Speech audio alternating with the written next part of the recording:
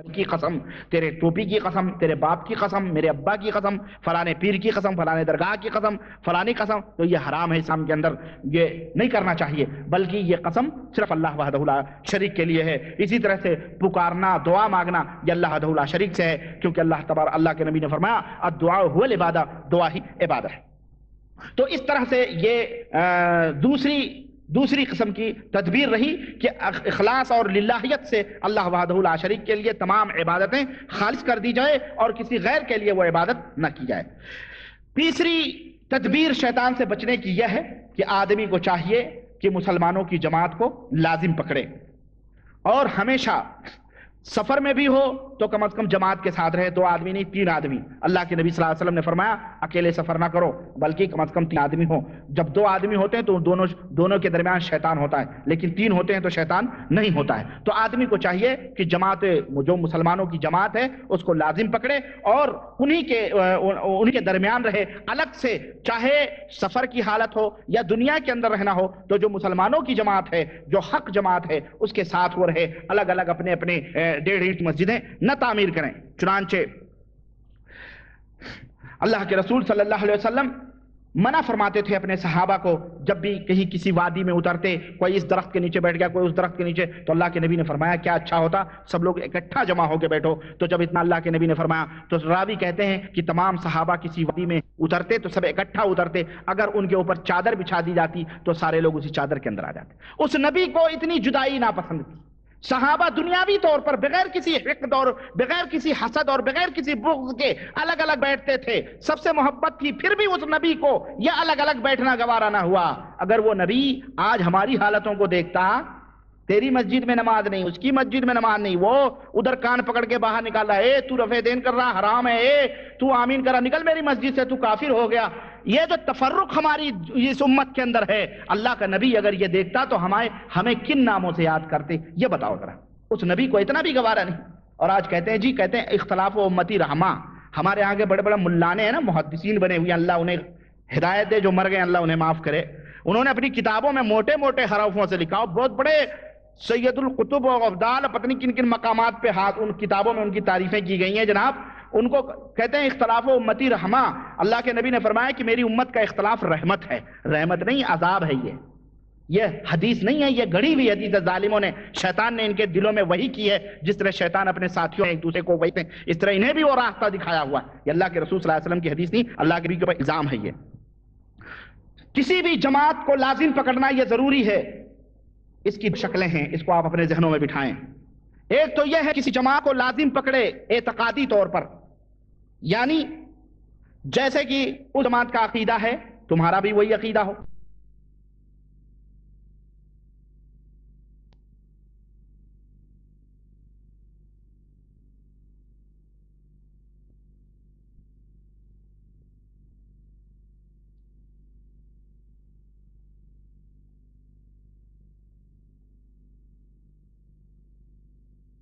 سر کی قسم، تیرے ٹوپی کی قسم، تیرے باپ کی قسم، میرے ابا کی قسم، فلانے پیر کی قسم، فلانے درگاہ کی قسم، فلانی قسم، تو یہ حرام ہے اسلام کے اندر، یہ نہیں کرنا چاہیے، بلکہ یہ قسم صرف اللہ وحدہ لا شریک کے لیے ہے۔ اسی طرح سے پکارنا، دعا مانگنا یہ اللہ وحدہ لا شریک سے ہے، کیونکہ اللہ کے نبی نے فرمایا الدعاء هو العبادہ، دعا ہی عبادت ہے۔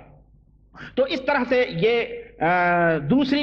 دوسری قسم کی تدبیر رہی کہ اخلاص اور للہیت سے اللہ وحدہ لا شریک کے لیے تمام عبادتیں خالص کر دی جائے اور کسی غیر کے لیے وہ عبادت نہ کی جائے۔ تیسری تدبیر شیطان سے بچنے کی یہ ہے کہ آدمی کو چاہیے کہ مسلمانوں کی جماعت کو لازم پکڑے اور ہمیشہ سفر میں بھی ہو تو کم از کم جماعت کے ساتھ رہے، 2 آدمی نہیں 3 آدمی۔ اللہ کے نبی صلی اللہ علیہ وسلم نے فرمایا اکیلے سفر نہ کرو بلکہ کم از کم 3 آدمی ہو۔ جب 2 آدمی ہوتے ہیں تو دونوں کے درمیان شیطان ہوتا ہے، لیکن 3 ہوتے ہیں تو شیطان نہیں ہوتا ہے۔ تو آدمی کو چاہیے کہ جو مسلمانوں کی جماعت ہے اس کو لازم پکڑے اور انہی کے درمیان رہے، الگ سے، چاہے سفر کی حالت ہو یا دنیا کے اندر رہنا ہو، تو جو مسلمانوں کی جماعت ہے، جو حق جماعت ہے، اس کے ساتھ وہ رہے، الگ الگ اپنے 1.5 اینٹ کی مسجدیں نہ تعمیر کریں۔ چنانچہ اللہ کے رسول صلی اللہ علیہ وسلم منع فرماتے تھے اپنے صحابہ کو جب بھی کہیں کسی وادی میں اترتے، کوئی اس درخت کے نیچے بیٹھ گیا، کوئی اس درخت کے نیچے، تو اللہ کے نبی نے فرمایا کیا اچھا ہوتا سب لوگ اکٹھا جمع ہو کے بیٹھو۔ تو جب اتنا اللہ کے نبی نے فرمایا تو راوی کہتے ہیں کہ تمام صحابہ کسی وادی میں اترتے تو سب اکٹھا اترتے، اگر ان کے اوپر چادر بچھا دی جاتی تو سارے لوگ اسی چادر کے اندر آ جاتے۔ اس نبی کو اتنی جدائی ناپسند تھی۔ صحابہ دنیاوی طور پر بغیر کسی حقد اور بغیر کسی حسد اور بغیر کسی بغض کے الگ الگ بیٹھتے تھے، سب سے محبت کی، پھر بھی اس نبی کو یہ الگ الگ بیٹھنا گوارا نہ ہوا۔ اگر وہ نبی آج ہماری حالتوں کو دیکھتا، تیری مسجد میں نماز نہیں، اس کی مسجد میں نماز نہیں، وہ ادھر کان پکڑ کے باہر نکال رہا ہے، تو رفع دین کر رہا حرام ہے، تو آمین کر رہا نکل میری مسجد سے، تو کافر ہو گیا۔ یہ جو تفرق ہماری اس امت کے اندر ہے، اللہ کا نبی اگر یہ دیکھتا تو ہمیں کن ناموں سے یاد کرتے؟ یہ بتاؤ ذرا۔ اس نبی کو اتنا بھی گوارا نہیں۔ اور آج کہتے ہیں کہتے ہیں اختلاف و امتی رحمہ۔ ہمارے آگے بڑے بڑے ملانے ہیں نا، محدثین بنے ہوئے، اللہ انہیں ہدایت دے، جو مر گئے اللہ انہیں معاف کرے، انہوں نے اپنی کتابوں میں موٹے موٹے حروفوں سے لکھا، بہت بڑے سید القطب و افضال، پتہ نہیں کن کن مقامات پہ ہاتھ ان کتابوں میں ان کی تعریفیں کی گئی ہیں جناب۔ ان کو کہتے ہیں اختلاف و امتی رحمہ۔ اللہ کے نبی نے فرمایا کہ میری امت کا اختلاف رحمت ہے، رحمت نہیں عذاب ہے۔ یہ حدیث نہیں ہے، یہ گھڑی ہوئی حدیث ہے۔ ظالموں نے، شیطان نے ان کے دلوں میں وہی کی ہے، جس طرح شیطان اپنے ساتھیوں میں ایک دوسرے کو وہی کرتے ہیں، اس طرح انہیں بھی وہ راستہ دکھایا ہوا ہے۔ یہ اللہ کے رسول صلی اللہ علیہ وسلم کی حدیث نہیں، اللہ کے نبی کے اوپر الزام ہے۔ یہ کسی بھی جماعت کو لازم پکڑنا یہ ضروری ہے۔ اس کی دو شکلیں ہیں، اس کو آپ اپنے ذہنوں میں بٹھائیں۔ ایک تو یہ ہے کہ کسی جماعت کو لازم پکڑے اعتقادی طور پر، یعنی جیسے کہ اس جماعت کا عقیدہ ہے تمہارا بھی وہی عقیدہ ہو، بھلے تم یہاں ہو لیکن جو اس جماعت کا عقیدہ ہے وہی تمہارا بھی عقیدہ ہے۔ یعنی آدمی مسلمانوں کی جو جماعت ہے ان عقیدوں، مثلا وہ اکیلا ہی ہے لیکن سلف صالحین کا جو عقیدہ اور ایمان ہے، صحابہ کا، تابعین کا، تبع تابعین کا، وہ ان عقیدوں کے اوپر عمل کر رہا ہے، ان عقیدوں کے اوپر ہے جو صحابہ کا عقیدہ تھا، جو عقیدہ نبی صلی اللہ علیہ وسلم نے اپنے ساتھیوں کو بتلایا، سلف کا جو عقیدہ تھا، تابعین کا عقیدہ تھا، ان عقیدوں کے اوپر اگر وہ ہے تو بھلے وہ اکیلا ہے، اس کا شمار جماعت میں ہوگا۔ یہ نقطہ آپ اپنے ذہنوں میں رکھو۔ ہمارے ہاں بہت سارے ہمارے ہندوستان پاکستان میں ملانے کرسیوں پہ بیٹھ بیٹھ کے توڑتے ہیں، کیا کہتے ہیں؟ ارے ہم اکثریت میں ہیں، سواد اعظم ہم ہیں اہل سنت والجماعت، ہمارے مقابلے میں ہندوستان، پاکستان، افریقہ، امریکہ میں کوئی نہیں ہے، ہماری جماعت بڑی ہے اس لیے ہم ہی حق پر ہیں۔ ان سے کہو آج نصارہ سب سے زیادہ ہیں اس دنیا کے اندر، جماعت کا بڑی ہونا یہ حق کی دلیل نہیں ہوتی ہے۔ آؤ میں تمہیں بتاتا ہوں، سلف کے عقیدے کے اوپر، صحابہ کے ایمان اور عقیدے کے اوپر اور ان کے اعمال اور اقوال کے عقیدے کے اوپر اگر کوئی انسان ہے اور اکیلا ہے تو اللہ کی قسم وہ اکیلا جماعت ہے۔ حضرت ابراہیم علیہ السلام کے بارے میں اللہ تعالیٰ نے فرمایا کان ابراہیم امۃ قانتا للہ، ابراہیم اکیلے تھے توحید کی دعوت لینے والے، لیکن اللہ نے انہیں امہ قرار دیا، اکیلے وہ امت ہیں، امت قرار دیا ان کو۔ اور آگیا حضرت عبداللہ ابن مسعود رضی اللہ تعالیٰ عنہ کہتے ہیں الجماعت ما وافق الحق ولو كنت وحدك، رواہ ابن عساکر فی تاریخ دمشق بسند صحیح سند سے یہ روایت ہے۔ حضرت عبداللہ ابن مسعود کہتے ہیں کہ جماعت وہ ہے جو حق کے موافق ہو، حق کے موافق جو ہو وہ جماعت ہے۔ ولو كنت وحدك، بھلے تو اکیلا ہی کیوں نہ ہو، اگر تو حق کے اوپر ہے تو کیا ہے؟ تو اکیلا ہی جماعت، تو اکیلا ہی جماعت ہے۔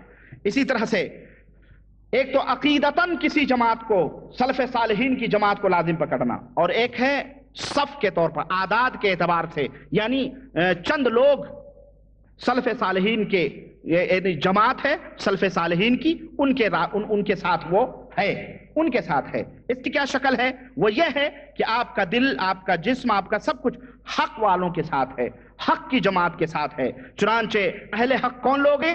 کون لوگ حق والے ہیں؟ اللہ کے رسول جناب محمد الرسول اللہ صلی اللہ علیہ وسلم نے فرمایا کہ لا تزال طائفة من امتی ظاہرین علی الحق لا يضرهم من خذلهم حتى یأتی امر اللہ وهم كذلك، متفق علیہ واللفظ لمسلم۔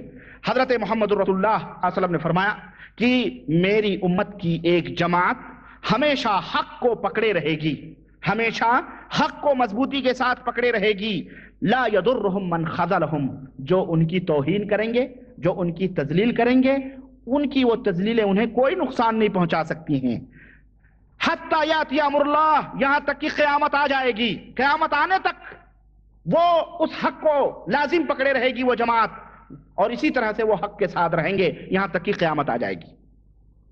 یہ ہے اللہ کے رسول صلی اللہ علیہ وسلم، حق کے ساتھ وہ جماعت رہے گی، ایک جماعت ہمیشہ امت کے اندر غالب رہے گی جو حق کو اپنے ساتھ رکھے رہے گی۔ اور ان حق والوں کی پہچان کیا ہے اللہ کے اس سلسلے میں پہلی پہچان اور پہلی علامت میرا موضوع نہیں ہے، لیکن بات آئی ہے تو میں آپ کو بتاتا چلوں کہ حق والوں کی پہچان کیا ہے۔ سب سے بڑی پہچان یہ ہے کہ وہ محدثین سے محبت رکھتے ہیں، اصحاب الحدیث جو ہیں، جو اہل الحدیث ہیں، وہ ان سے محبت کرتے ہیں۔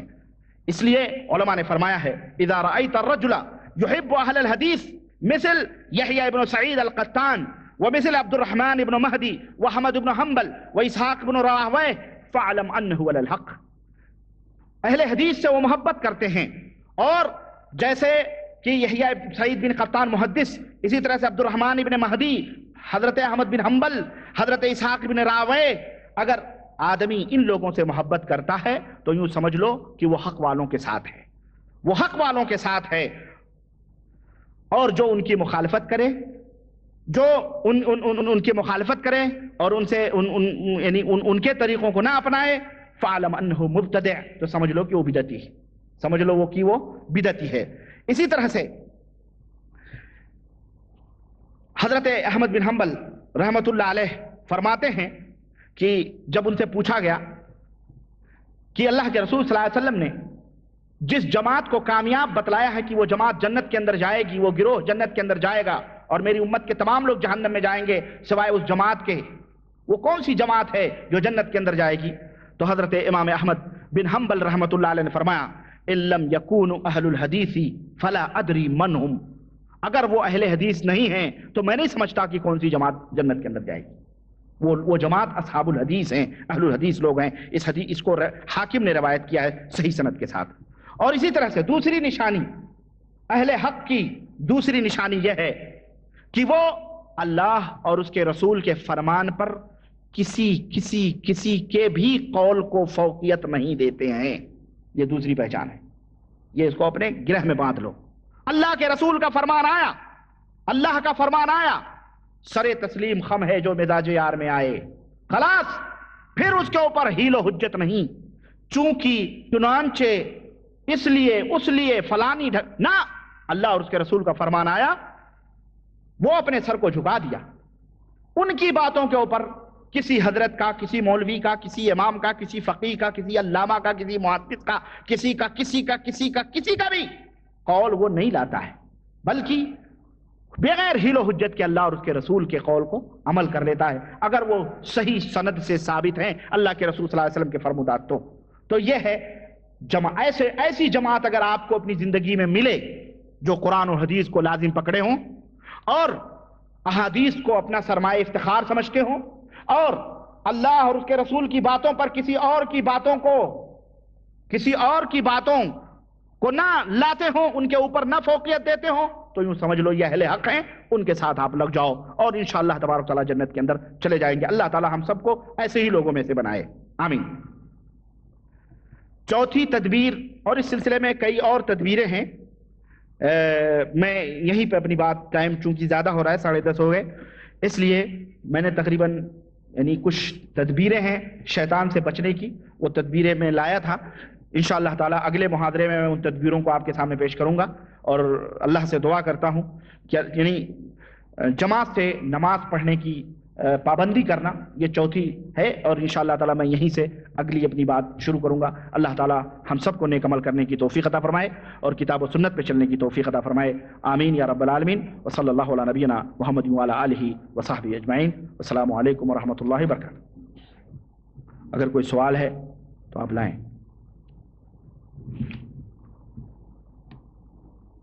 اس لیکچر کے تعلق سے کوئی بات، کوئی شک، کوئی شبہ، کسی قسم کی اگر کوئی بات پوچھنی ہے تو آپ۔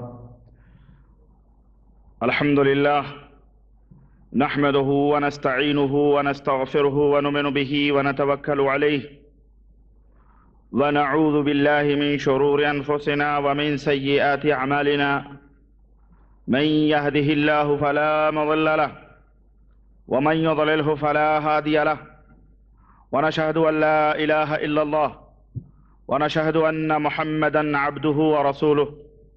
أما بعد، فإن خير الحديث كتاب الله، وخير الهدي هدي محمد صلى الله عليه وسلم، وشر الأمور محدثاتها، وكل محدثة بدعة، وكل بدعة ضلالة، وكل ضلالة في النار. قال الله تبارك وتعالى في كلامه المجيد: أعوذ بالله السميع العليم من الشيطان الرجيم، بسم الله الرحمن الرحيم. يا أيها الذين آمنوا اتقوا الله حق تقاته ولا تموتن إلا وأنتم مسلمون. وقال تعالى في مقام آخر: وننزل من القرآن ما هو شفاء ورحمة للمؤمنين ولا يزيد الظالمين إلا خسارا. تمام قسم کی حمد و ثنا اس اللہ وحدہ لا شریک کے لیے لائق و زیبا ہے، جس نے ہمیں اور آپ کو پیدا فرمایا. درود و سلام اس ذات مبارکہ مطہرہ پر جن کا نام نامی اسم گرامی احمد مجتبی محمد مصطفیٰ صلی اللہ علیہ وسلم ہے. حضرات گرامی قدر، نوجوان دوستوں، بزرگوں اور بھائیوں، میں بلا کسی تمہید کے اپنے اسی موضوع کی تکمیل آپ حضرات کے سامنے کرنا چاہتا ہوں جو موضوع میرا چل رہا تھا، یعنی جناتوں کی حقیقت، جن کی حقیقت اور اس کا علاج. اور اس تعلق سے میں نے چند باتیں آپ حضرات کے سامنے میں نے رکھی تھیں پچھلے لیکچر میں کہ جناتوں سے آپ کیسے بچ سکتے ہیں. قبل اس کے کہ میں اس کے علاج اور معالجے اور دیگر چیزیں آپ سے بیان کروں، میں نے یہ سمجھا تھا اور ابھی بھی میں نے سمجھا ہے کہ وہ تدابیر جو دوا اور علاج سے بہترین ہیں اور افضل ہیں، وہ تدابیر میں آپ حضرات کے سامنے رکھوں جس سے آپ شیطان سے، جن سے، خبیثوں سے آپ بچ سکتے ہیں، جن کے کرنے سے شیطان آپ تک نہیں پہنچ سکتا ہے، جس کے اوپر عمل کرنے سے آپ سے شیطان بہت دور رہے گا. اس سلسلے میں نے چند تدابیر آپ کے سامنے رکھی تھی، اور آج میری یہ کوشش ہوگی کہ میں ان تدبیروں کو آپ کے سامنے مکمل طور پہ رکھوں. بہت ساری باتیں ہیں اس میں، بہت ساری چیزیں ہیں. چونکہ رمضان المبارک قریب ہے اور ہفتہ عشرے کے اندر ہم اس خیر و برکت والے مہینے میں داخل ہونا چاہتے ہیں اور داخل ہو رہے ہیں الحمدللہ. اور وہ مہمان جو سال بھر کے بعد اپنے جلوں میں، اپنے دامن میں خیرات و برکات کی کرنے لے کے سمیٹ کر کے ہم تک آ رہا ہے، ہم اس کا استقبال کرنے والے ہیں، اس کا مقابلہ کرنے والے ہیں، اس کا آمنا سامنا کرنے والے ہیں. اس لیے یہ رمضان سے پہلے تک کا یہ پہلا پروگرام یا آخری پروگرام ہوگا انشاءاللہ. اور اس کے بعد باذن اللہ رمضان المبارک کے بعد، عید کی چھٹیوں کے بعد 10 دن کے، اس کے بعد ہمارا پروگرام پھر شروع ہوگا. آپ حضرات کی معلومات کے لیے میں پہلے سے بتلا دینا مناسب سمجھتا ہوں. اگلا جو ہفتہ آ رہا ہے اس میں پروگرام نہیں ہوگا، بلکہ یوں سمجھیں وہ رمضان اور اس کے ضمن میں اور بہت سارے لیکچرز ہیں، بہت سارے پروگرامز ہیں، ادھر کریوں میں، پھر جدہ اور دیگر جگہوں پہ ہمیں جانا ہے. اس لیے میں جو ہے اس کے لیے معذرت چاہتا ہوں. رمضان کے بعد 10 دن کی چھٹی عید کی ہوتی ہے. اس کے بعد انشاءاللہ جو پہلا جمعرات ہوگا، پہلی جمعرات کی تاریخ آئے گی انشاءاللہ تعالی، اس میں ہمارا یہ پروگرام پھر چالو ہوگا. اور میں کوشش یہ کروں گا کہ اس میں جن لوگوں کو جنات لگتے ہیں، سواری کرتے ہیں، اس کا علاج، اس کا معالجہ اور یہ تمام سب باتیں میں رکھنے کی کوشش کروں گا.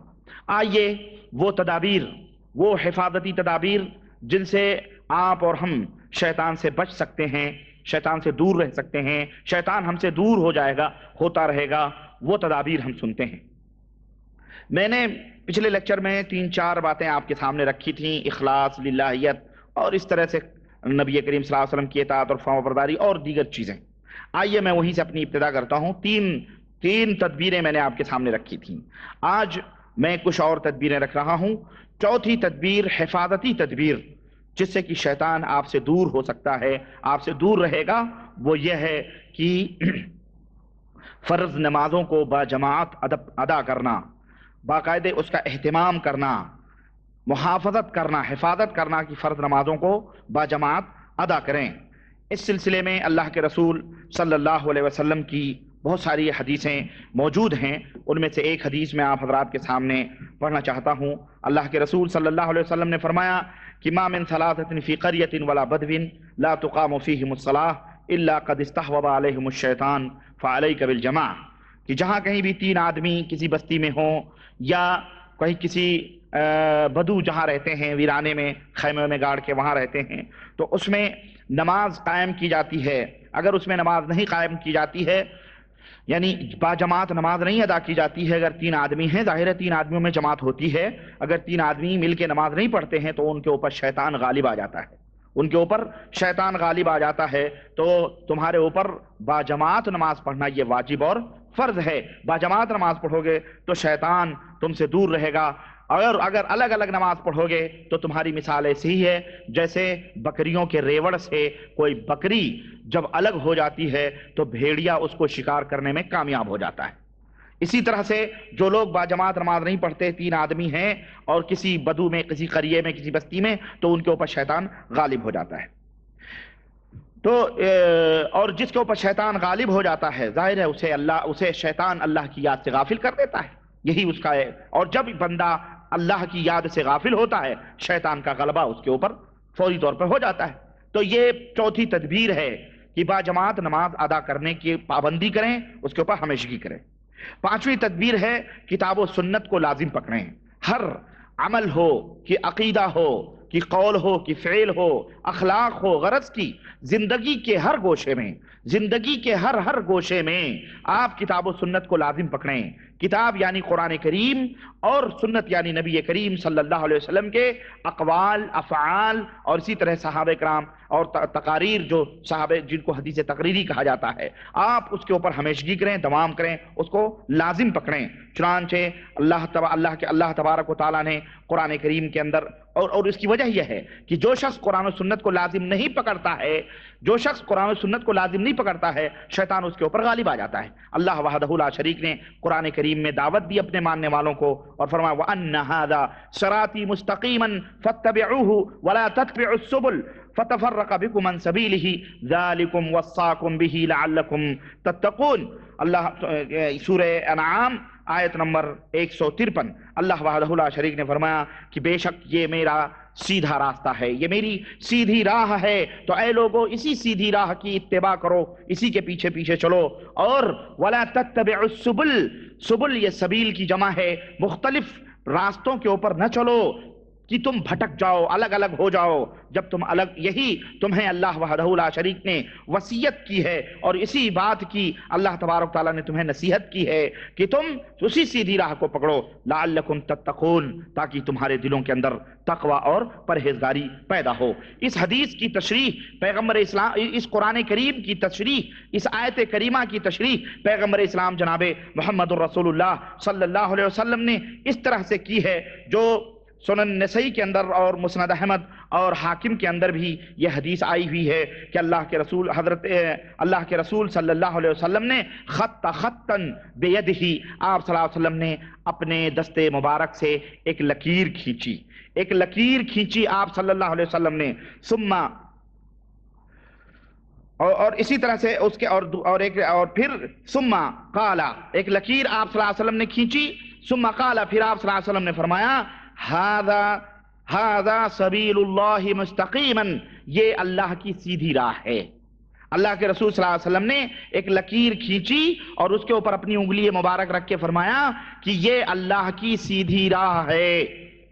وخط عن یمینہ وشمالہ، اور آپ صلی اللہ علیہ وسلم نے، جابر کی روایت میں آتا ہے کہ اس ایک لکیر کے دائیں طرف 2 لکیریں کھینچی اور بائیں طرف 2 لکیریں کھینچی، اور فرمایا ہذہ السبل، یہ راستے ہیں، یہ مختلف راستے ہیں، لیس منہا سبیل الا علیہ شیطان یدعو الیہ، کہ ان راستوں کے اوپر، ان دونوں راستوں کے اوپر جو اس سیدھی راہ سے الگ الگ نکل رہے ہیں، ان دونوں راستوں کے اوپر شیطان بیٹھے ہوئے ہیں جو تمہیں اپنی طرف بلا رہے ہیں، یہ اللہ کی راہ نہیں ہے۔ پھر اللہ کے رسول صلی اللہ علیہ وسلم نے یہ قرآن کریم کی آیت پڑھی کہ وَأَنَّ هَذَا صِرَاطِي مُسْتَقِيمًا، یہ میری سیدھی راہ ہے تو تم اسی سیدھی راہ کے پیچھے چلو، اور وَلَا تَتَّبِعُوا السُّبُلَ، اور ان دونوں راستوں کو جو اس کے دائیں بائیں دو راستے نکل رہے ہیں ان کے اوپر نہ چلو۔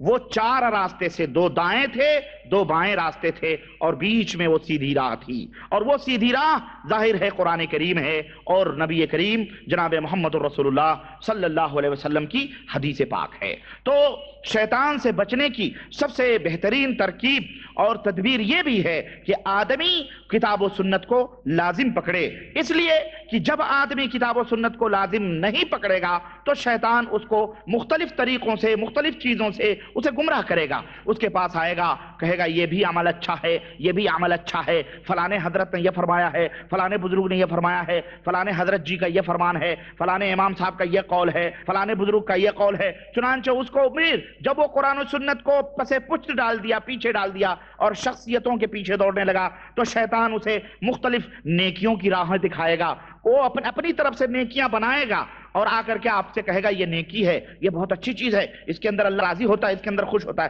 تو اس طرح سے شیطان تمہیں غلط راستوں کے اوپر ڈالے گا۔ چنانچہ علامہ ابن جوزی رحمۃ اللہ علیہ نے حضرت اعمش کی سند سے ایک بات بیان کی ہے، کہتے ہیں کہ ایک آدمی نے بیان کیا کہ جو جنوں سے بات کر رہا تھا، جیسے چھڑانے والے جناتوں سے بات کرتے ہیں ایسے جنوں سے بات کر رہا تھا، تو ان جنوں نے کیا کہا لیس علینا اشد ممن یتبع السنہ، یعنی لیس علینا اشد ممن یتبع السنہ، ہمارے اوپر جو بہت سخت لوگ ہوتے ہیں، یعنی ہمارے نزدیک سب سے سخت لوگ وہ ہوتے ہیں جن کے اوپر ہم غلبہ نہیں پا سکتے، وہ لوگ ہوتے ہیں جو سنت رسول صلی اللہ علیہ وسلم کی اتباع کرتے ہیں، یعنی جو نبی کریم صلی اللہ علیہ وسلم کی سنت کو لازم پکڑتے ہیں، ان کی پیروی کرتے ہیں، ان کے اوپر ہمارا داؤ پیچ نہیں چلتا ہے، وہ بہت مشکل ہوتے ہیں، وہ کنٹرول میں نہیں آتے ہیں۔ اما اصحاب الاہواء، رہا وہ نفسانی خواہشات کرنے والے اپنی مرضی سے جس طرف چاہیں جس طرف جائیں، بے نکیل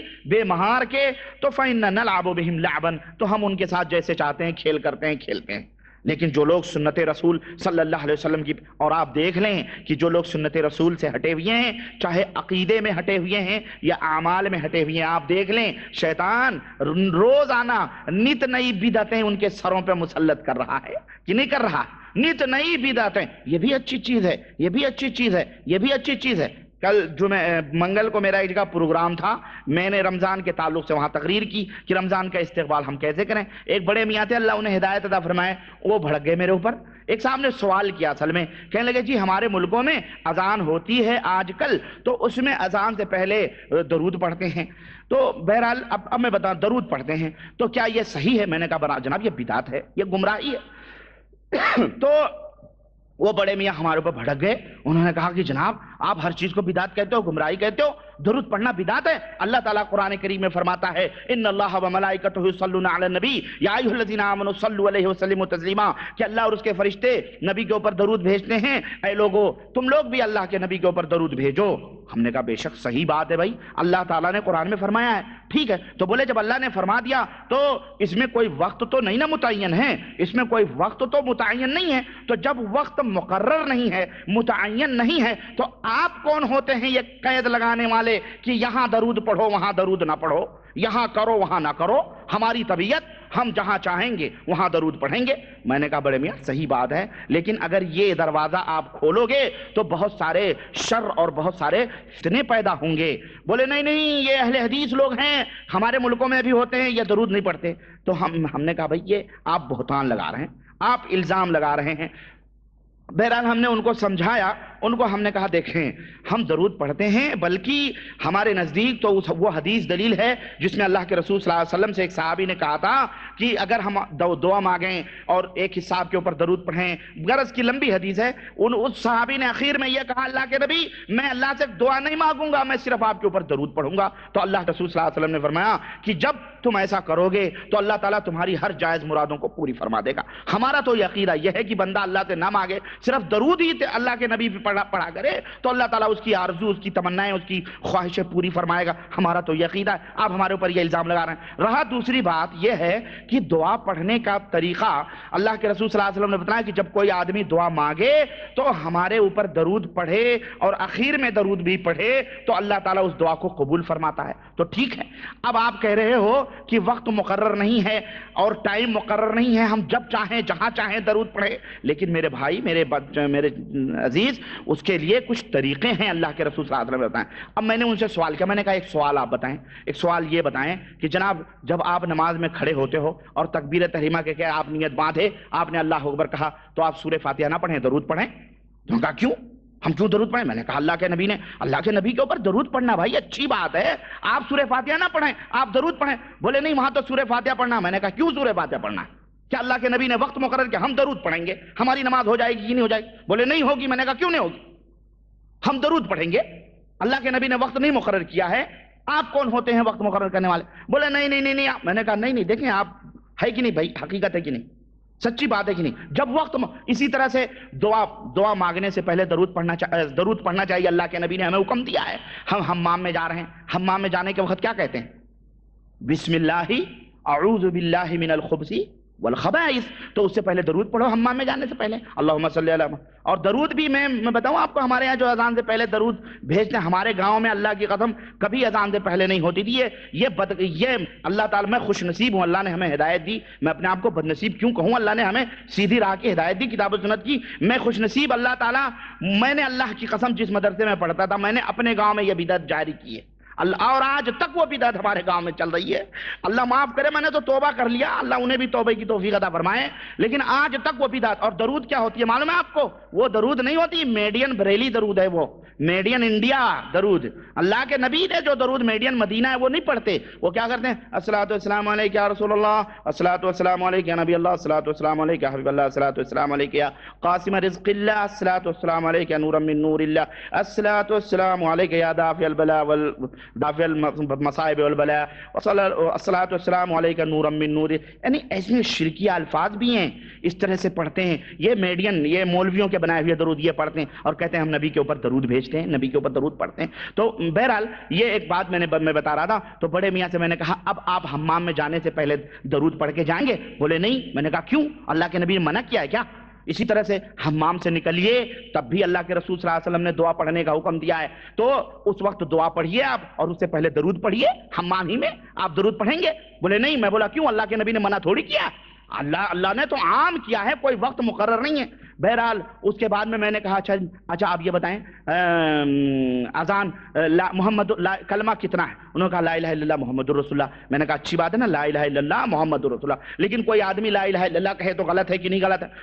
وہ محمد الرسول اللہ نہ پڑھے؟ بولے بے شک غلط ہے. میں نے کہا ٹھیک ہے. اذان ہوتی ہے جب مؤذن اللہ اخیر میں حی علی الصلاۃ حی علی الفلاح کے بعد کیا کہتا ہے؟ اللہ اکبر لا الہ الا اللہ محمد الرسول اللہ نہیں کہتا ہے تو کیا وہ اللہ کے نبی سے محبت نہیں کرتا؟ وہ کافر ہے، وہ دشمن ہے اللہ کے نبی کا. کون ہے؟ اب آپ بڑے عشق میں آئیں اور وہاں کہیں نہیں محمد رسول اللہ کہو، پورے گاؤں والے مار کے ٹکلا بنا دیں گے سر، ہے کہ نہیں؟ ابے ظالم تو کیوں بڑھا رہا؟ بھائی اللہ کے نبی نے نہیں حکم دیا، خلاص بات ختم ہو گئی. لیکن سوال یہ ہے کہ کیا محمد الرسول اللہ کہنے سے اللہ کے نبی نے منع کیا ہے؟ لیکن اگر وہ محمد الرسول اللہ وہاں بڑھاتا ہے تو بجائے ثواب کے اس کو گناہ ملے گا. کیوں؟ یہ نبی کریم صلی اللہ علیہ وسلم کے اوپر عظیم بہتان اور عظیم ایک قسم کی علمی خیانت. گویا اللہ کے نبی کو اس کا علم نہیں تھا کہ یہ اچھی چیز ہے. اس 14 صدی کے ملانے اور ان لکیر کے فقیروں کو ان کو پتا ہو گیا کہ یہ بڑی اچھی بات ہے کہ نہیں ہے؟ یہ اللہ کے نبی یہ جرات کون کر سکتا ہے؟ کوئی گستاخ رسول ہی کر سکتا ہے، عاشق رسول تو نہیں کر سکتا ہے. میں نے اور بھی ان کو باتیں بتائیں. بہرحال اب وہ تو یہ کہ میں نے کہا دیکھو ہمارے ہاں کے ملانے نہیں جانتے ہیں کہ مسجد میں جاؤ تو کون سی دعا پڑھو، وہ صرف کہتے ہیں. اور ہمارے ہاں یہ جو اپنے آپ کو سنی حنفی کہتے ہیں، سنی حنفی قادری چشتی نقشبندی مجددی رفاعی بدوی اور پتہ نہیں کتا بلی سب بنتے ہیں، اللہ ہدایت دے ان کو. ہم کیا نسبتیں تو بڑی بڑی لگاتے ہیں بھائی. कुत्ते को उनसे निस्बत, तो उनसे कुत्ते को कुत्ते दर कुत्ते की निस्बत लगाते हैं। बहरहाल छोड़ें उसको। तो जनाब आली मस्जिदों के ऊपर क्या लिखा रहता है? मस्जिद में दाखिल होने की दुआ, अल्लाहुम्मा इफ्तह ली अबवाब रहमतिक। ये कौन लोग हैं? आशिकाने मुस्तफ़ा हैं, बहुत बड़े अल्लाह के नबी के बहुत बड़े क्या कहते हैं, प्यारे लोग हैं, अपने आप तो मोहब्बत का दावा करते हैं। लेकिन क्या अल्लाह के नबी ने यही पढ़ने का हुक्म दिया है? यहां सऊदिया की हर मस्जिद में आप जाओ, क्या लिखा रहता है? बिस्मिल्लाहि वस्सलातु वस्सलामु अला रसूलिल्लाहि अल्लाहुम्मा इफ्तह ली अबवाब रहमतिक। ये तरीका नबी ने बताया। जालिम अपने आप को आशिक मुस्तफा मस्जिद में जाते वक्त दरूद नहीं पढ़ता। जो अल्लाह का हुक्म है, वह जो अल्लाह के नबी का हुक्म है, वहां दरूद नहीं पढ़ता। वो गायब किया हुआ है। और जहां अल्लाह के नबी ने हुक्म नहीं दिया है, वहां इश्क मुस्तफा का इजहार कर रहा है कि हम दरूद पढ़ते हैं, हम बड़े भाई आशिक। भाई आशिक वो है जो नबी करीम सल्लल्लाहु अलैहि वसल्लम के हर अदा के ऊपर अपनी जान अपनी माल कुर्बान करने का हुक्म दे। और सिर्फ जान माल नहीं, अमल के जरिए उसका सबूत दे। ये नहीं कि जनाब अली बड़ा इश्क है, बड़ा प्यार है, जुबानी दावे कर रहे हैं, अमल का नंबर आता है तो नील खलास। अरे हम कहां, अल्लाह के नबी कहां, हम कहां अल्लाह के नबी कहां, इस तरह के रोने रोते हैं कि जी हम कहां, साहबे कराम का, हमारा ईमान कहां, वहां कहां। ये जहालत है। अल्लाह के रसूल सल्लल्लाहु अलैहि वसल्लम की पैरवी करो, अल्लाह के रसूल सल्लल्लाहु अलैहि वसल्लम की इत्तिबा करो, शैतान तुम्हारे ऊपर गालिब नहीं आएगा। गरज कहने का मतलब यह है कि इत्तिबाए किताब और सुन्नत से, कुरान और सुन्नत की इत्तिबा करने से शैतान कभी भी तुम्हारे ऊपर गालिब नहीं आता है। चुनांचे ये जितने लोग किताब और सुन्नत से, अल्लाह की कसम बता रहा हूं, अक्सरियत 99% जो किताबों सुन्नत से दूर हैं, भले दावे करते हैं अपनी किताबों में कि हम ला इलाहा इल्लल्लाह, हम जो है किताबों सुन्नत के मानने वाले हैं, लेकिन अक्सर शैतान इन्हीं लोगों को पकड़ता है और इन्हीं लोगों के तावीज गंडे पलीते और पता नहीं क्या क्या बांधे रहते हैं, और इन्हीं के मुल्ला ने ज्यादातर तावीजों की तिजारत करते हैं और सब कुछ करते हैं। इनकी औरतों को, इनके बच्चों को, इन्हीं को सब शैतान पकड़ते हैं। हकीकत बता रहा हूं। और जो लोग किताब सुन्नत को मानते हैं, अल्हम्दुलिल्लाह उन्हें अल्लाह वहदहु ला शरीक जिस तरह दुनिया में हिफाजत फरमाता है, उन्हें रोजियां देता है, इंशाअल्लाह तबारक व तआला उन्हें आखिरत में भी इसी तरह से बाइज्जत तरीके से अल्लाह वहदहु ला जन्नतुल फिरदौस में जगह अता फरमाएगा इंशाअल्लाह ताला। तो अर्ज करने का मतलब यह है कि ये शैतान जो है तुम्हारा दुश्मन है। हमेशा जो लोग किताब और सुन्नत से हटते हैं और उन्हें हटाने की कोशिश करता है, इस रास्ते पर चलो, इस रास्ते पर चलो, इस रास्ते पर चलो, इस रास्ते पर चलो, और सीधी राह जो कुरान और सुन्नत की है उसको हटा के इधर उधर लाते हैं, उनको शिकार कर लेता है और जनाब आली फिर अपनी मर्जी से जैसे चाहता है इस्तेमाल करता है। तो यह हो गई पांचवी तदबीर, हिफाजती तदबीर शैतान से बचने की। छठी हिफाजती तदबीर क्या है? अल्लाह वहदहु ला शरीक से शैतान के ऊपर गलबा हासिल करने के लिए मदद मांगना, अल्लाह ताला से मदद तलब करना। किस चीज के ऊपर? शैतान के ऊपर गलबा हासिल करने के लिए, शैतान से दूर रहने के लिए, शैतान आपसे दूर रहे उसके लिए गलबा हासिल करने के लिए अल्लाह से मदद तलब करना। और याद रखो ये बात, कोई भी बंदा बगैर अल्लाह की मदद के शैतान के ऊपर गालिब नहीं आ सकता है। कोई भी बंदा बगैर अल्लाह की तौफीक से, उसकी मदद से, उसकी नुसरत और उसकी हिमायत से शैतान से बच नहीं सकता है जब तक अल्लाह वहदहु ला शरीक की तौफीक और मदद ना होगी। इसकी मिसाल सलफ ने हमें एक तरह से दी है कि एक शेख थे, अपने शागिर्द को वो नसीहत कर रहे थे और कह रहे थे, एक बात बताओ कि अगर शैतान तुम्हारे ऊपर बुराइयों को मुसल्लत करना चाहे या तुम्हें बुराई में मुलविस करना चाहे और तुम्हारे सामने बुराइयां लाए और इस तरह से तुम्हें उसमें, तो तुम क्या करोगे? तो उन्होंने कहा कि मैं जो है क्या कहते हैं उससे बाकायदे जिहाद करूंगा, अपने नफ्स से जिहाद करूंगा कि शैतान के रास्ते पे न जाऊं, मैं बचने की कोशिश करूंगा। तो कहा अगर फिर पलट के आए तुम्हें गुमराह करे, तो कहा फिर मैं उससे जिहाद करूंगा। कहा फिर पलट के आए, तो कहा फिर मैं जिहाद करूंगा। तो उन्होंने कहा ये तो बहुत लंबी, फिर तो ये लंबी कहानी हो जाएगी, तुम कहां तक जिहाद करते रहोगे, कहां तक उससे लड़ते रहोगे भाई, ये तो बड़ी लंबी कहानी हो जाएगी। फिर उन्होंने कहा अच्छा एक बात बताओ कि अगर तुम बकरियों के रेवड़ से गुजरो। यहाँ जो लोग मजरे में काम जानते होंगे आप लोग, बकरियों के रेवड़ होते हैं, खैमे लगे रहते हैं, वहां बकरियां रहती हैं। कहने लगे कि अगर तुम बकरियों के भीड़ से गुजरो, बकरियों के रेवड़ से, उसके करीब से गुजरो और कुत्ता तुम्हारे ऊपर भूंकने लगे तो तुम क्या करोगे? कुत्ता तुम्हारे ऊपर झपटे भूंकने लगे तो कहने लगे कि मैं अपनी सारी कोशिशें सर्फ करूंगा कि उस कुत्ते से निपटूं, उस कुत्ते को अपने से दूर भगाऊं। कहा ठीक है, तुमने भगा दिया, फिर तुम्हारे ऊपर भूंकने लगे तो कहा फिर मैं निपटूंगा, उससे लड़ूंगा, उसको दूर भगाऊंगा। फिर तुमसे निपटने कहा, फिर मैं उससे लड़ूंगा और उसको दूर भगाने की कोशिश करूंगा। तो उन्होंने कहा यह बहुत लंबा मामला हो जाएगा, इसके बजाय एक तरीका मैं तुम्हें बताऊं, वो तरीका अपना लो, कुत्ता ऑटोमेटिक तुमसे दूर हो जाएगा। कहने लगे कौन सा तरीका? बोले उससे बेहतर यह है कि तुम अपना लड़ाई करो, फाड़ वड़ कस के, अपना लुंगी पिजामा उठा के उसे लड़ने के बजाय तुम बकरियों के मालिक को आवाज दे के बुला लो।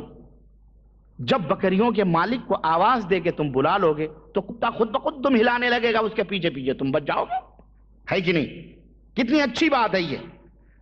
तो उन्होंने कहा इसी तरह से जब शैतान तुम्हारे ऊपर हमला आवर हो, तुम्हें बुराइयों में मुलविस करना चाहे, तो बजाय ये करने वो करने अल्लाह वहदहु ला शरीक को बुला लो, अल्लाह वहदहु ला शरीक से मदद तलब कर लो। अल्लाह ताला उसकी मरदूत की नाक में खुद ही नकील डाल के तुमसे दूर भगा देगा। आई समझ में कि नहीं आई मिसाल? कितनी अच्छी प्यारी मिसाल उन्होंने दी। तो प्यारी नहीं, इसी तरह से जब शैतान तुम्हारे ऊपर हमलावर हो तो अल्लाह वहदहु ला शरीक की मदद तलब करो, अल्लाह तबारक व तआला से दुआ करो, अल्लाह मुझे शैतान से मरदूत से दूर, औज़ु बिल्लाहि मिनश शैतानिर रजीम, अल्लाह तेरे जरिए मैं इस मरदूत से पनाह मांगता हूं, तेरी जनाब में मैं इल्तिजा फरियाद करता हूं, इससे दूर कर। तो अल्लाह तबारक, तो ये है छठा हिफाजती तरीका, तदबीर, छठी तदबीर कि जिससे कि आप शैतान के ऊपर गालिब आ सकते हैं और शैतान आपको गालिब नहीं, आपके ऊपर आपको मगलूब नहीं कर सकता है। कि शैतान के खालिक को, जिसने शैतान को पैदा किया, उसको बुला लो, ऑटोमेटिक शैतान भाग जाएगा। और सातवीं यह है कसरत इताअत, यानी अल्लाह और उसके रसूल की ताअत और फरमाबरदारी कसरत के साथ करने से शैतान दूर भागता है। सही मुस्लिम की रिवायत में आता है, हजरत अबू हुरैरा रज़ियल्लाहु तआला अन्हु से मरवी है कि अल्लाह के रसूल सल्लल्लाहु अलैहि वसल्लम फरमाते हैं कि जब बंदा सूरह सजदा से गुजरता है और सजदा, जहां सजदे का हुक्म आया है वहां सजदा करता है, तो शैतान दूर भाग के रोता है, एक कोने में जाकर के सर छुपा के रोता है, कहता है या वैला उमिर इब्न आदम बिस्सुजूदी फसजद फलहुल जन्नह व उमिरतु बिस्सुजूद फसजद फलियन नार। वो कहता है इब्न आदम को अल्लाह ने सजदे का हुक्म दिया तो वह सजदा कर रहा है, अल्लाह इसकी वजह से उसको जन्नत में दाखिल करेगा, और मुझे अल्लाह ने सजदे का हुक्म दिया, मैंने सजदा नहीं किया तो अल्लाह ने मेरा मुकद्दर जहन्नम बना दिया है। तो इस तरह से शैतान को अजियत होती है। जब इताअत और फरमाबरदारी करेंगे, कसरत इताअत करेंगे तो इससे शैतान को तकलीफ होती है, तो तकलीफ होती, रोता है वो, और जाहिर है जब वो रोएगा तो आप तो दूर भागेगा वो आपसे। तो कसरत इताअत ये भी शैतान से दूर रहने की एक तदबीर है और बचत है। आठवीं चीज है इस्तिआज़ा, यानी अल्लाह वहदहु ला शरीक की पनाह ढूंढना जब भी कोई मुश्किल काम हो शैतान। और उसके मैं बताता हूं अभी कि कहां कहां अल्लाह वहदहु ला शरीक की पनाह, वैसे तो हमेशा, लेकिन उसके नबी करीम सल्लल्लाहु अलैहि वसल्लम ने कुछ मखसूस मकामात बताए हैं कि वहां अल्लाह वहदहु ला शरीक की पनाह में, अल्लाह वहदहु ला शरीक की पनाह आदमी ढूंढे, अल्लाह वहदहु ला शरीक से दुआ करे, यानी शैतान से बचने के लिए औज़ु बिल्लाहि मिनश शैतानिर रजीम पढ़े। और उसके कुछ मकामात हैं। पहली जगह जहां जबकि दिलों के अंदर वसवसे पैदा हों, शैतान आपको परेशान करे और आपके ख्यालात को, आपके तसव्वुरात को हटा करके कहीं गंदी जगहों पे ले जाए, तो वहां औज़ु बिल्लाहि मिनश शैतानिर रजीम पढ़ें। एक जगह ये, दूसरी जगह कुरान करीम की तिलावत करने के वक्त, चुनांचे अल्लाह वहदहु ला शरीक ने कुरान फइज़ा क़रअतल कुरान फस्तइज़ बिल्लाह, जब कुरान पढ़ो तो औज़ु बिल्लाहि मिनश शैतानिर रजीम पढ़ लिया करो, अल्लाह का हुक्म है। और इसी तरह से तीसरी जगह कि जहां पर आपको औज़ु बिल्लाह पढ़ना चाहिए, और वो तीसरी जगह क्या है? हम्माम में दाखिल होने के वक्त, हम्माम में दाखिल होने के वक्त आप अल्लाह तबारक तआला की पनाह ढूंढें, मसलन बिस्मिल्लाह औज़ु बिल्लाहि मिनल खुब्सी वल खबाइस।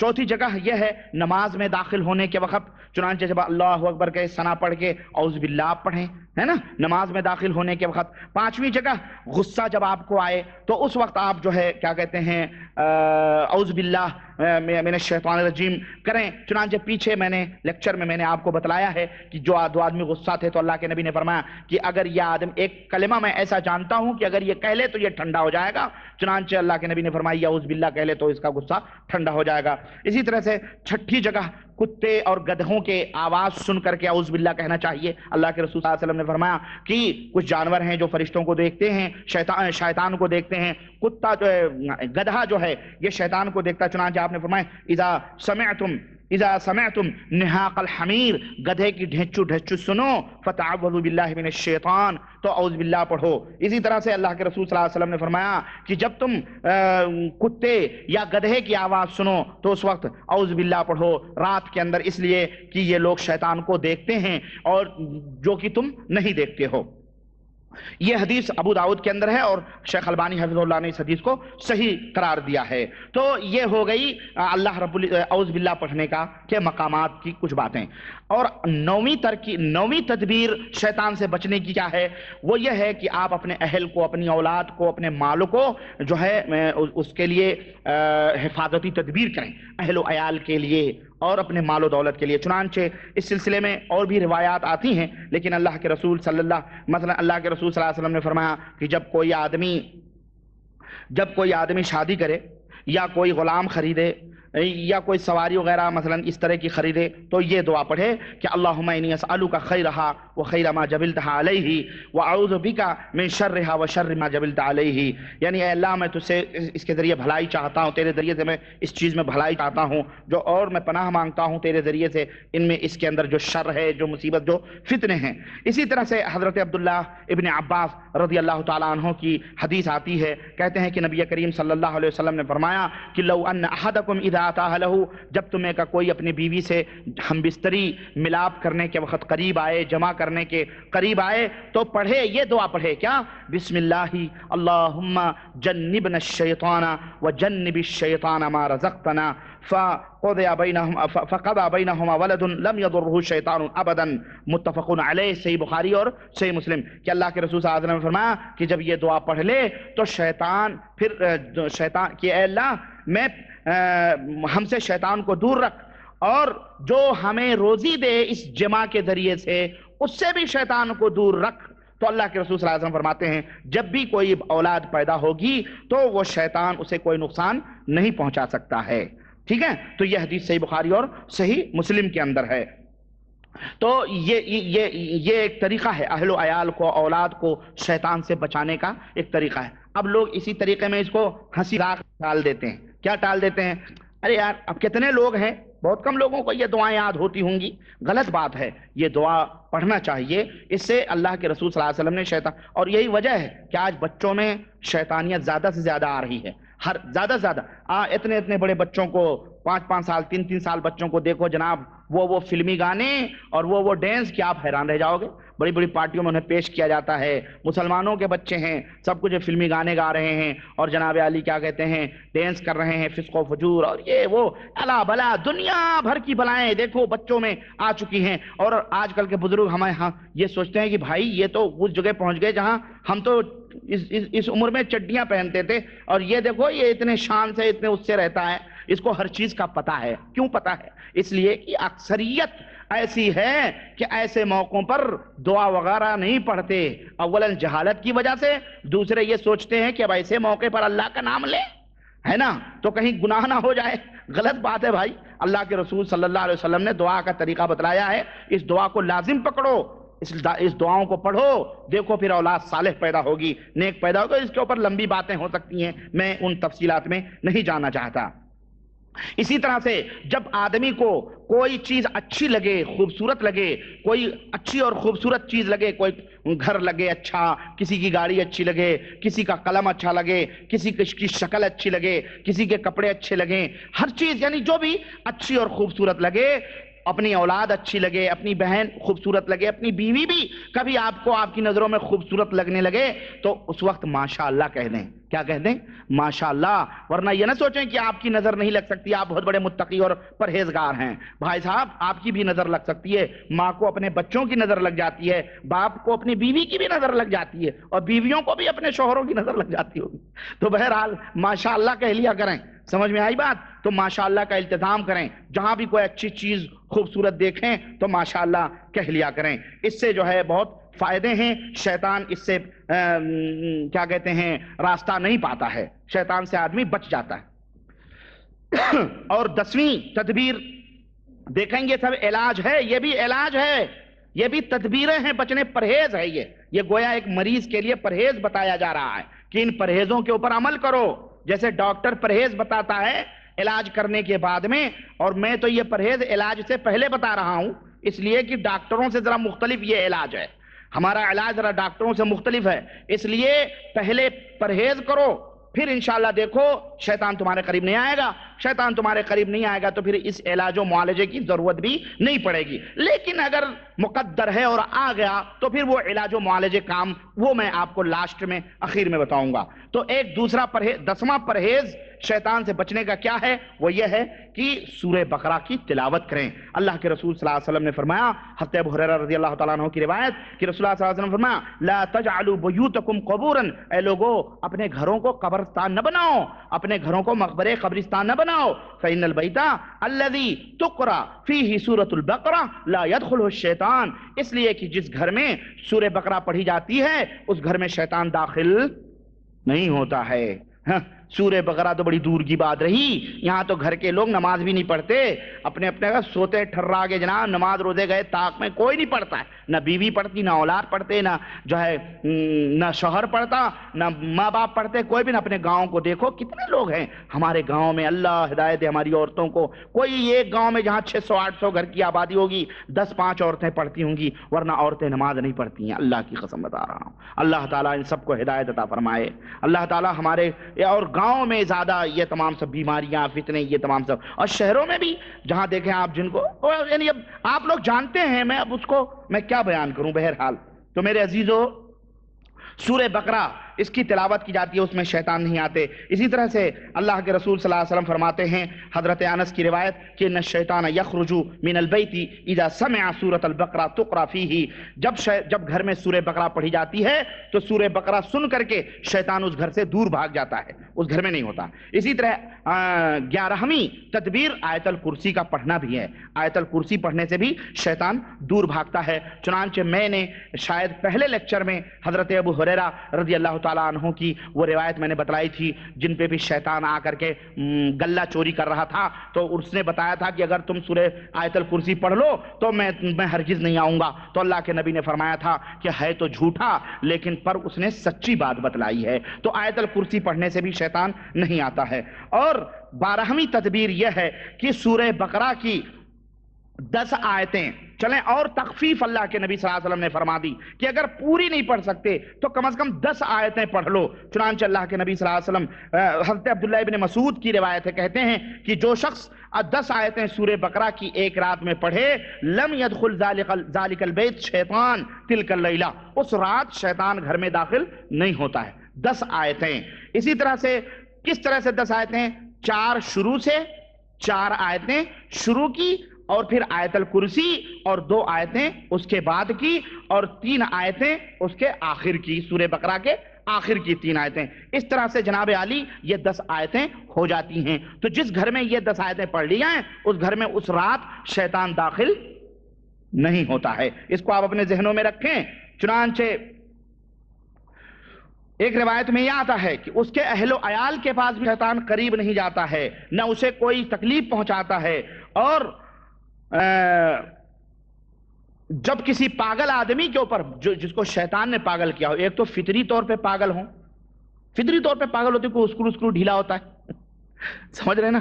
تو ایک ہوتا ہے شیطان کی وجہ سے پاگل ہو جاتا ہے آدمی، مجنون ہو جاتا ہے. تو اس کے اوپر اگر سورہ یہ 10 آیتیں پڑھی جائیں تو اس کو بھی فائدہ ہوتا ہے. اور 13ویں تدبیر یہ ہے کہ اور بھی تخفیف دیکھیں کہ سورہ بقرہ کی آخری 2 آیتیں کم از کم آدمی پڑھ لے۔ حضرت عبداللہ ابن مسعود رضی اللہ تعالیٰ عنہ سے روایت ہے کہ رسول اللہ صلی اللہ علیہ وسلم نے فرمایا کہ من قرأ بالآیتین من آخر سورۃ البقرہ کفتاہ، رواہ الجماعہ، یعنی صحیح بخاری، صحیح مسلم، نسائی، ابو داؤد، ترمذی، ابن ماجہ، سب میں یہ حدیث موجود ہے کہ آپ صلی اللہ علیہ وسلم نے فرمایا کہ جو بندہ سورہ بقرہ کی آخری 2 آیتیں پڑھ لیں دونوں کافی ہوں گی، شیطان اس کے پاس نہیں آئے گا۔ تو میرے بھائیوں، یہ رہی سورہ بقرہ کی فضیلت اور اس کی تعلق سے اور شیطان سے بچنے کی 12ویں 13ویں تدبیر۔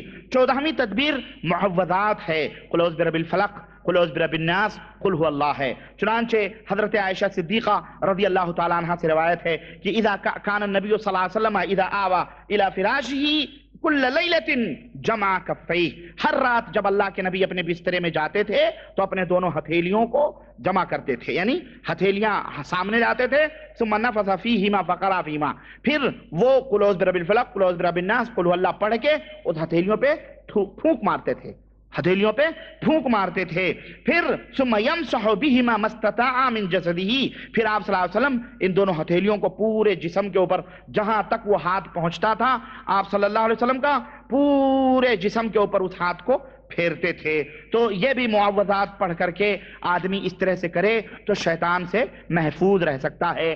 یہ تدبیر اللہ کے رسول صلی اللہ علیہ وسلم نے بتلائی ہے، اور اس سلسلے میں اور بھی حدیثیں ہیں، بہرحال یہ اتنی دلیل کے لیے کافی ہیں۔ 15ویں چیز اذکار ہیں، ذکر و اذکار پڑھنا، سبحان اللہ، الحمدللہ، لا الہ الا اللہ۔ چنانچہ اس تعلق سے یہ بھی شیطان سے بچنے کا ایک طریقہ اللہ کے نبی نے فرمایا، تدبیر بتلائی۔ چنانچہ اللہ کے نبی نے فرمایا، ابو ہریرہ رضی اللہ تعالیٰ عنہ اس حدیث کے راوی، کہ من قال لا الہ الا اللہ، لا الہ الا اللہ وحدہ لا شریک لہ، لہ الملک ولہ الحمد وہو علی کل شیء قدیر فی یوم 100 مرہ، جس نے یہ دعا لا الہ الا اللہ وحدہ لا شریک لہ، لہ الملک ولہ الحمد وہو علی کل شیء قدیر، ایک دن میں 100 مرتبہ جس نے اس کو پڑھا، کانت لہ عدل 10 رقاب، اس کو 10 گردنیں آزاد کرنے کا ثواب ملے گا۔ 10 گردنوں کو آزاد کرنا، مثلا 10 غلاموں کو آزاد کرنے کا اس کو ثواب ملے گا۔ وَكُتِبَتْ لَهُ 100 حسنہ، اور اس کے نام اعمال میں 100 نیکیاں لکھی جائیں گی۔ وَمُحِيَتْ عَنْهُ 100 سیئہ، اور اس کے نام اعمال سے 100 برائیاں مٹا دی جائیں گی۔ وَكَانَتْ لَهُ حِرْزًا مِنَ الشَّيْطَانِ يَوْمِهِ ذَلِكَ حَتَّى يُمْسِي وَلَمْ يَأْتِ أَحَدٌ بِأَفْضَلَ مِمَّا جَاءَ بِهِ إِلَّا رَجُلٌ عَمِلَ أَكْثَرَ مِنْهُ، متفق علیہ، صحیح بخاری اور صحیح مسلم کی حدیث۔ اور شیطان سے بھی اللہ تبارک تعالیٰ اس کو محفوظ رکھے گا۔ یہ 100 دفعہ لا الہ الا اللہ وحدہ لا شریک لہ، لہ الملک ولہ الحمد وہو علی کل شیء قدیر جو آدمی پڑھ لے، شیطان سے اس طرح سے بچت ہوگی۔ 16ویں تدبیر شیطان سے بچنے کی یہ ہے کہ اپنے نگاہوں کی حفاظت کرے۔ یہ نظریں بہت فتنہ ہوتی ہیں ان نگاہوں کی۔ مختصر طور پہ میں بتاؤں، اس میں بڑی تفصیلات ہیں۔ آدمی ان نگاہوں کی حفاظت کرے۔ نگاہوں کی حفاظت کرنے کا مطلب کیا ہے؟ آنکھ بند کر کے چلے اور مین ہول میں گر جائے؟